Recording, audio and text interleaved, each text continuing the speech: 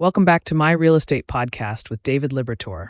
I'm your host, and today we're diving into a question I hear all the time, especially here in Florida. Should you buy a condo or a house in Sarasota? It's one of those decisions that can really shape your whole real estate experience. And honestly, there's no one-size-fits-all answer. So I'm really glad David's here to break this down for us.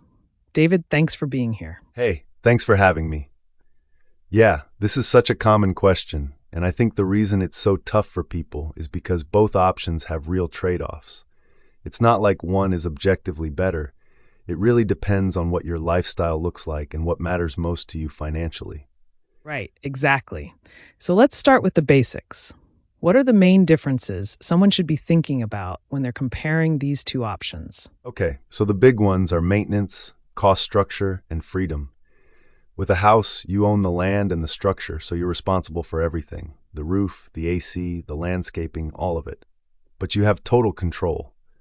With a condo, the HOA handles common areas and the building structure, so your maintenance is way lighter. But you're paying HOA fees, and you have less control over decisions. Oh, wow. So it's really a trade-off between freedom and convenience, isn't it? Like, you get peace of mind with a condo knowing someone else is handling the big stuff, but then you're kind of at the mercy of what the HOA decides to do. Exactly. And here's what people don't always realize. Those HOA fees can add up significantly over time. We're talking anywhere from $200 to $800 a month, depending on the property, and they tend to increase. So when you're doing your financial math, you need to factor that in as part of your monthly housing cost, not just think about the mortgage. That's such an important point. So if someone's looking at a condo that seems affordable on paper, they really need to dig into what those fees are covering and what the trend has been. What about for someone who's thinking about a house? What should they be prepared for? Well, with a house, you need to budget for maintenance and repairs. Things break. AC units, roofs, plumbing. It's not a matter of if, it's when. A lot of financial advisors recommend setting aside 1% of your home's value annually for maintenance.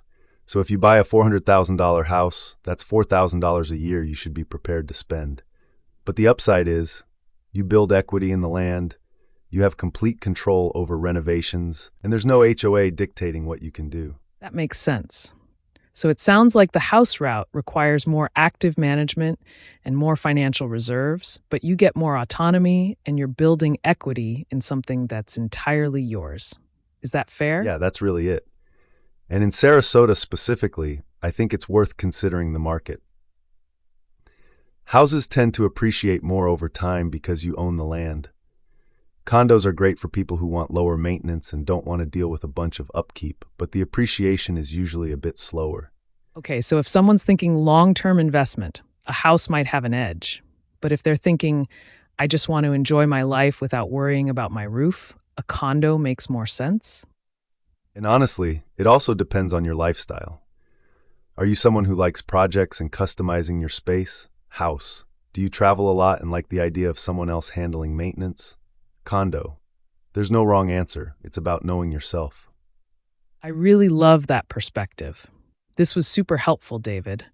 Thanks for breaking this down in a way that actually makes sense.